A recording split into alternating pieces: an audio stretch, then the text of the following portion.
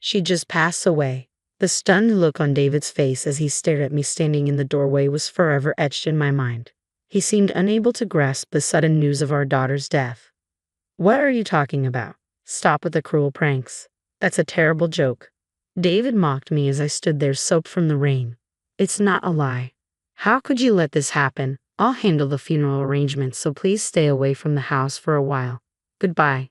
Seeing me trembling from head to toe, David finally seemed to realize the gravity of the situation, leaning back in shock and muttering, "Is this for real?" But his reaction seemed so distant, so detached, it grated on my nerves. I turned on my heel, rage burning inside me. I'll never forgive him. I'll make sure he pays, even if I have to drag him to hell myself. My name is Juliana Bridges. I'm 38 years old and work at an advertising agency. Our family consists of my husband David and our 8-year-old daughter Mia. We aren't rich, but we lead a comfortable life thanks to my well-paying job at the agency. I earn a hefty salary, so I've never had to worry about spending money each month. We've even been able to save up for Maya's college tuition. Considering the cost of living and our home mortgage, we've always had some extra money left over. David was well aware of my high salary, and perhaps his pride was hurt because a year ago, he quit his job and started freelancing in web design. He said he switched to freelancing because his salaried job had hit its pay ceiling, but I was skeptical about how much one could really earn as a freelancer. Of course, I objected when he said he wanted to quit. I thought it would be safer to stay in his job, get his full retirement benefits, and then think about other options. But David was adamant about freelancing, so that's what he did. Ever since he began freelancing, David has been working from home. Maybe his stated reason for quitting his job was just a cover and he was really tired of the office politics. Either way, I had to get used to a new routine where David was always home when I left for work. At first, Maya seemed happy that her dad was always at home when she came back from school, but lately she seemed somewhat discontented. She probably feels like she's being constantly watched. She's only 8, but Maya is more mature than her classmates. So our life was going along without any major issues, but I didn't notice that the cracks started appearing when David began working from home. When David started working from home, I asked him if he could help a little with the household chores. Can you help with things like cleaning and laundry? I'll still cook the meals. I always have excuses. Why do I have to do housework?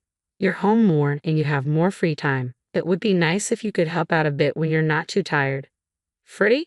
Just because I'm a freelancer doesn't mean I'm not busy. In fact, I've got a lot on my plate. I can't deal with household stuff on top of that. David brushed aside my modest requests. I understand that freelancing can be more unstable and mentally taxing compared to a regular salary job.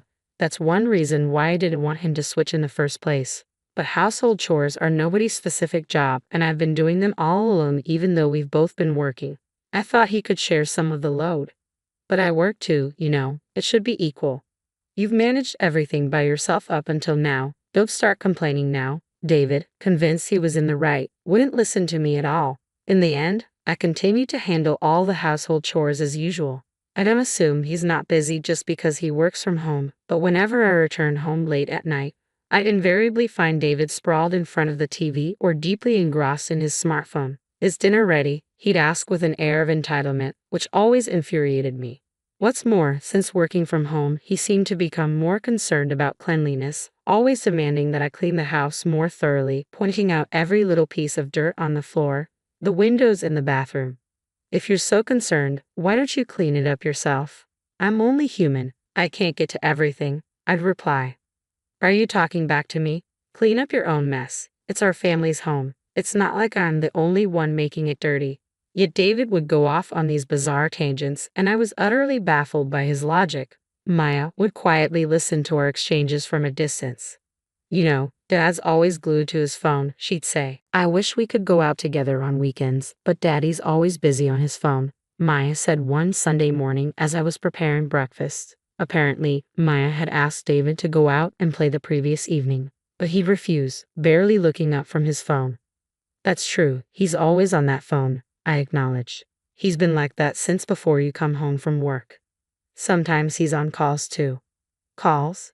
Yeah, he always sounds friendly and I can hear a woman's voice.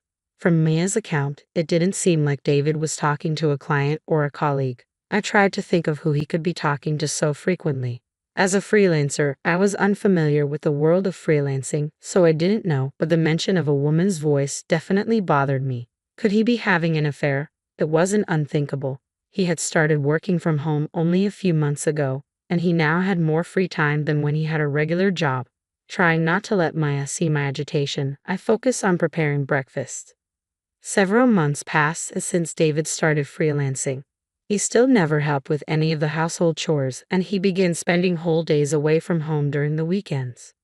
I have work to do. Freelancers don't get days off, he'd say as he left the house, dressed sharper than usual, even wearing cologne and accessories he didn't normally use. I had my suspicions, but with no evidence, confronting him would be pointless. Besides, even if David was cheating, I was torn about what I should do. I knew it would be better to part ways.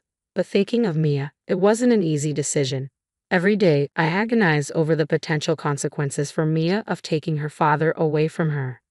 Our lives continued in this way, but a turning point was soon to come. One Monday morning, as I was preparing for work, Mia didn't get up as usual, and I was getting anxious that she'd be late for school. Mia, it's morning. You need to get up, or you'll be late for school. When I went to Mia's room to wake her up, she looked completely drained. I rushed to her side and placed my hand on her forehead. You're burning up, Mia. Yeah, she murmured weakly. I got a thermometer and took her temperature. It read 103 degrees Fahrenheit. Panic set in as I realized I couldn't take the day off today. I had an important meeting. While I was panicking, David entered the room. What happened? Maya is running a high fever. I can't take the day off from work today. Maybe we should call a babysitter. A babysitter? I'll take care of her. What? Just let her rest. I can make her some soup. It'll be fine. I was utterly taken aback by David's sudden willingness to take care of Mia. David, who had never lifted a finger to help with household chores or child rearing, was now offering to care for our daughter when she was sick. Unbelievable. Though I found it hard to believe, I decided to trust him given the urgency of the situation. All right, thank you. There's some fruit in the fridge. Give her some if she feels like eating. Got it. Relieved by David's reassuring response, I hurriedly got ready and left the house. I was deeply concerned about Mia, but arriving at work on time was my top priority for the moment. By the time I reached my office in New York, the skies had darkened and it had started raining. Fortunately, I had a foldable umbrella with me, so I reached the office without getting wet. The meeting began in the afternoon as scheduled, but I couldn't stop thinking about Mia. The office was abuzz due to the sound of heavy rain and strong winds from outside. Come to think of it, wasn't there news about a hurricane approaching? I'd been so busy lately that I hadn't been keeping up with the weather updates, but I remembered a warning about a hurricane making landfall tonight. During the meeting, all of my colleagues, including myself, were constantly distracted by the storm outside, frequently glancing out the windows. By 7:00 p.m., when I was finally done with work and heading home, the earlier storm had turned into a torrential downpour, causing several train delays. The train I was supposed to catch was also delayed, and the platform was packed with people. I was really worried about Mia, who was running a high fever and couldn't bear the thought of waiting there. I hurriedly left the station and began looking for a taxi. There were many others waiting for taxis too, so it took quite a while, but after about 30 minutes, I finally managed to hail one. After a 30-minute ride, I arrived home but was speechless at the sight that greeted me. To my horror, Maya was lying unconscious in front of her entrance. I quickly scooped her up. Mia, are you okay? What happened? Seeing me might have comforted her because after she whispered, Daddy, she just slumped, looking exhausted. Despite being drenched in rain, her body was burning up. I turned to the taxi I had just gotten out of and knocked on the window. I'm sorry. I need you again. Please take us to the nearest hospital.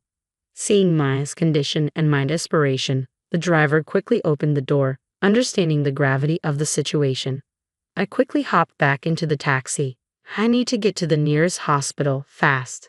Mia, I kept calling out to her throughout the ride. I felt that if I didn't, something terrible might happen to her. I desperately wanted to know why she was outside in the first place, especially during a storm, but right now, saving her was more important. Despite the heavy rain and slow-moving traffic, we finally reached the hospital. Ma'am, do take care, especially if you're heading back in this storm, the kind taxi driver said as he dropped us off. Thank you so much. With the kind-hearted driver seeing me off, I rushed Mia into the hospital. Even though the hospital was busy with many patients, the receptionist quickly realized the urgency upon seeing Mia's condition and got her immediate attention. 30 minutes later, a doctor finally examined Mia, informing me that she was semi-conscious due to a high fever. Thankfully, she had no physical injuries. If her fever reduced, she should be okay. However, given that she'd apparently been outside in the rain for hours with that fever, she had to be admitted immediately.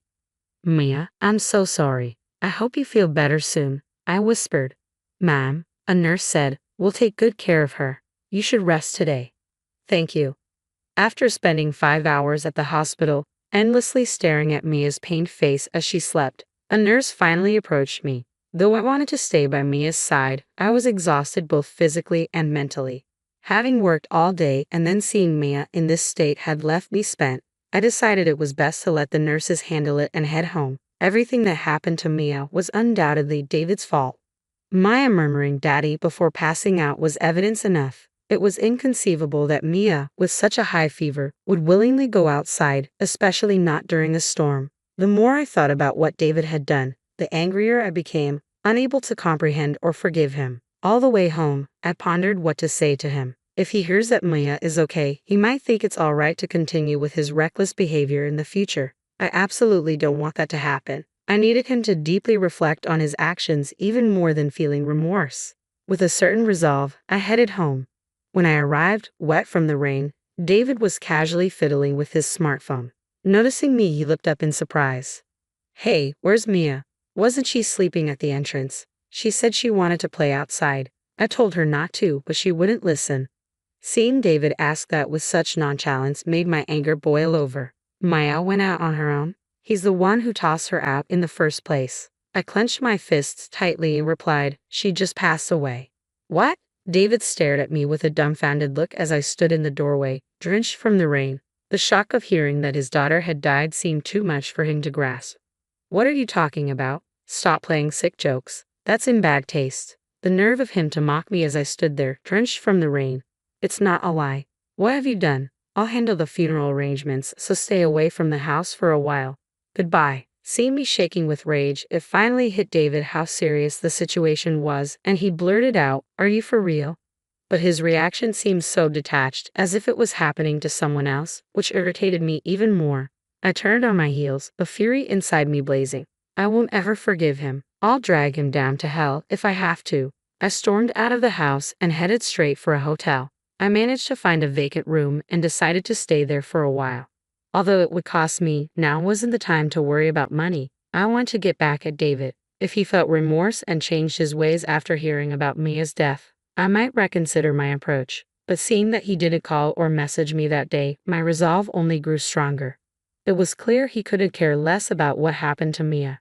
This only fueled my anger further, and I began to devise a plan to make him pay. The next morning, I woke up and immediately headed to the hospital. I got word that Mia had regained consciousness. "Mia, are you okay?" "Mom, yeah, I'm fine now. My fever's gone down." "Oh, thank goodness." I hugged Mia tightly and gently stroked her head. She giggled as if tickled by the gesture. Relishing the joy of Mia's return, I eventually pressed her for the truth. "Ma, what happened yesterday?" "Daddy kicked me out." "I knew it. He said I was in the way and told me to leave. Then a woman came in, and they chatted like they were close." "A woman? What did she look like?" I didn't get a good look, but she was young. She had bright red nails and wore skinny heels. I couldn't believe it. David was having an affair. Not only did he bring his mistress home on a day Maya had a high fever, but he also locked his own daughter outside. It was beyond comprehension. How could he do something so horrible? "I'm sorry, Mia. That must have been terrifying." "Yeah, but I was happy you came to save me, Mom." For David to put Mia through such trauma and think he could be happy with his mistress was unforgivable. I felt a burning rage consuming me. "By the way, Daddy said he's going to invite that lady over again next Sunday." Next Sunday? That's the day I'm supposed to go on the company trip. He was planning to spend a fun day with his mistress while I was away. I was appalled, but it strengthened my resolve. "Thanks for telling me." I patted Mia's back, vowing to get back at David. The following Sunday, I decided to take Maya and return home. I informed my company that due to personal reasons, I wouldn't be able to attend the trip. After Maya was discharged, we had been staying at the hotel together. It had been a while since we were home, but as we approached the front door, it felt like we were entering someone else's house. "We're home," I said, trying to sound normal. As Maya and I entered, we saw unfamiliar high heels at the entrance, just as Mia had described. The thought of David and his mistress enjoying themselves deeper in the house made my skin crawl. David wasn't in the living room, so I headed to the bedroom, worried about what Maya might witness. I hesitated for a moment, but the room was quiet. Listening closely, I could hear David's voice coming from the bedroom. "You know, it really worked out for me with Maya gone. It made breaking up easier." "How can you say such a thing about your own daughter?" the woman responded. "But yeah, for me it was kind of lucky," David replied. Hearing them talk about Mia's supposed death as if it were a good thing made my head spin. It was clear David didn't feel an ounce of remorse. If that's the case, it's time to confront him directly. "Excuse us," I said as Maya and I appeared in the doorway. The two of them were taken aback, their eyes wide with shock. "Why the hell are you here? You said you were on a company trip. And why is Maya here?" David stammered. "What do you mean? Wasn't Maya supposed to be dead?" the woman added, looking confused. I explained calmly, "The part about Mia being dead was a lie. I'm sorry. I just wanted to see your reaction. I hoped you might show some remorse, but instead, you're here celebrating Mia's supposed death. That's just insane." "A lie? Damn it, you played with my feelings," David said, his fake concern turning to frustration. "Don't mess with me. You're the one who kicked Mia out of the house, right?" I shot back. "No, I didn't. Maya just—" "Daddy did kick me out," Maya interrupted. "He said I was in the way because he wanted to be with that woman." With Mia's swift revelation, David's face turned pale. "That's right," I said. "You did the worst possible thing, not just as a father, but as a human being." Maya was in such a condition that it wouldn't have been surprising if she had died, and you prioritized being with that woman over her, I said, pointing at the woman who had been silently watching our confrontation. "Oh, calling her my mistress? That's not right. She's a colleague from work." "Work? Wait, didn't you say you quit your job and you're freelancing now?" I asked, catching David off guard. David hesitated, his hasty lie inadvertently confirming she was indeed his mistress. "Well, we don't really need to ask her now, do we? Here's the evidence of your affair." Private investigators are quite something. They gathered this much evidence in just a week. I thrust a large envelope towards David. "That's right. After hearing about David's affair from Mia, I decided to get a thorough investigation, but I never imagined the evidence would pile up so quickly. Seems like David isn't very good at hiding things." Hesitantly, David opened the envelope, and as he pulled out the photos, he dropped them, scattering the evidence of his affair all over the floor. "This is so unfair. Do you enjoy cornering someone like this and putting them in a situation where they can't escape?" David protested, trying to deflect blame onto me, which I couldn't understand at all. I pulled out the business card of a divorce lawyer I had stashed in my bag and thrust it towards David. "Unfair. Who's the real coward here? I see no worth in staying with someone so thoughtless any longer. Let's get a divorce." David's eyes widened as he stared at the business card. If he truly wanted to be with his mistress, he should have been willing to accept the divorce easily. "Oh, and by the way, once we're separated, you'll, of course, be responsible for asset division and child support. I'll make sure to inform your company and your parents about everything. Be prepared for that." I glanced at the woman, his affair partner, when I said, "You." "What? Why me? I didn't know anything about this." The woman protested. "Don't you know you destroyed a family with your actions? You have to take responsibility," I told her firmly. The mistress began to panic and messed up her hair. Both Maya and I watched her coldly. Mia, still a child, seemed to understand what was going on and held my hand tightly. "If you don't have the money, find a way to get it. You two are in love, right? You should be able to overcome this together.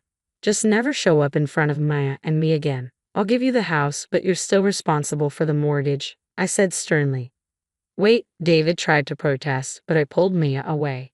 Yes, Maya was going to lose her father, but I had no regrets. I wouldn't put Maya in harm's way ever again. "We'll do our best from now on, okay, Mia?" I asked her. "Yeah." Maya looked surprisingly happy, which put me at ease. I decided to go back to my childhood home with Maya and stay there for a while. My parents were livid with David for cheating and putting Maya through such pain to the point where they felt like giving David a piece of their mind. but I managed to calm them down and avoid further issues. You can stay here as long as you need, my mom said, and my dad nodded in agreement. Thank you both, I said gratefully. Maya was thrilled to see her beloved grandparents. For now, everything seemed all right. As for David, he got a lawyer and managed to settle the child support and asset division in one payment. I couldn't imagine David having millions saved up, so he probably took on some debt. With the remaining mortgage to pay off, David must be stretched pretty thin right now. A coworker from my company who went to high school with David updated me about him. Apparently, he ended up breaking up with his mistress. David had boasted to her about having money, so when the truth came out, they quickly parted ways. David's income was already halved from what he used to make as a salary employee, so it's understandable. Now, in addition to his freelance work, he's scrambling with various part-time jobs. After losing his wife, daughter, and mistress, David will probably live a frugal life paying off his debts. He got what he deserved. I hope he learns from his hardships and regrets his actions. Mommy, today at school, I made Grandparents' Day gifts for Grandma and Grandpa, Maya said excitedly. Really? Let's get it to them later together, okay? I replied, smiling at her. Seeing Maya so lively and happy even without David around made me feel content. From now on, I'm going to move forward at my own pace with Mia by my side.